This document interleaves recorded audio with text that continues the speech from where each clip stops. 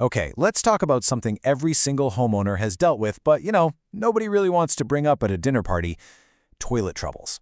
We're going to demystify all those frustrating little issues and help you figure out exactly what to do next. Oh, you know exactly what I'm talking about. That constant running sound. Or maybe it's that flush that just feels weak. Or the ghost hiss you hear in the middle of the night. It's not just annoying, it's literally your house trying to tell you something's up. So, first things first, let's play detective. In this section, we're going to look at the most common problems that have us all reaching for a plunger or, let's be honest, frantically searching for a plumber's number. And here they are, the usual suspects. You've got your simple clogs, too much paper or something a kid flushed, all the way to those sneaky little leaks from worn-out seals. And of course, the number one culprit, the toilet that just never stops running. Recognizing your problem here is absolutely the first step.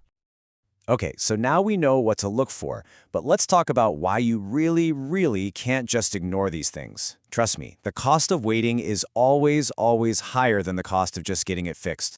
And this isn't just a hypothetical. Take a look at this real-world story. A homeowner had what they thought was just a minor clog. They ignored it, and it turned into an absolute disaster, a full-on sewer backup. It's a pretty stark reminder of how fast a small problem can blow up. It's like a domino effect, right? That little drip, drip, drip you hear, it's not just wasting water. It is silently seeping into your floors, into your walls, creating the perfect, damp, dark place for mold to start growing. And that gets expensive fast. So what's this number all about? Get this. A single toilet that's constantly running can waste hundreds of gallons of water every single month. That's a huge hit on your water bill, and of course, it's not great for the environment either. All right, so we have established it's urgent. The next logical step is, who do you call? Let's break down how to find the right person for the job, someone who's a real professional. Look, not all help is created equal. An expert technician isn't just a person with a big wrench. They've got specialized training, they're certified, and they have tons of hands-on experience. They're the ones who can spot the real problem underneath, not just patch up the symptom you're seeing. So, how do you find this expert? Simple. Use this checklist. You want to see a proven track record? Check out their customer reviews and make sure they're real. Do they offer 24/7 service for emergencies? And are they clear about their warranties? This is your cheat sheet for hiring someone you can trust.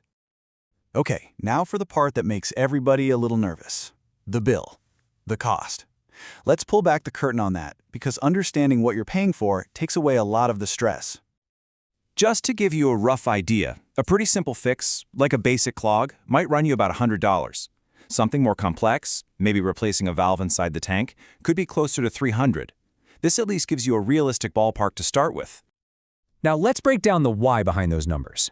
Your base cost is going to depend on how bad the damage is and what kind of toilet you have.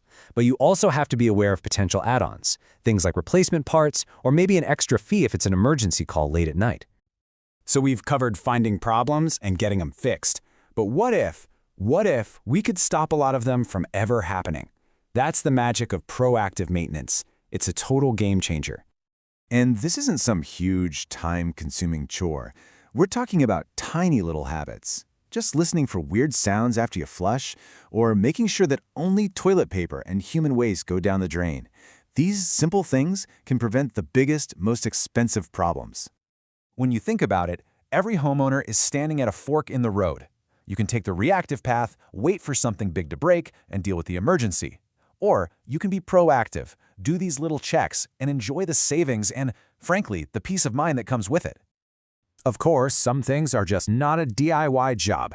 Hey, if that plunger just isn't doing the trick, or if the toilet will not stop running no matter what, it's time to call in the pros. Don't risk making a small problem a whole lot bigger. So if there's one thing to take away from all this, it's that being proactive isn't just about plumbing. It's smart money management, it's being responsible with water, and honestly, it's about keeping your home a stress-free place. So I'm going to leave you with this one question. The next time you walk by your bathroom and you hear that little hiss, or you see a tiny puddle on the floor, stop and ask yourself, what is my toilet really trying to tell me? Because now you'll know how to listen.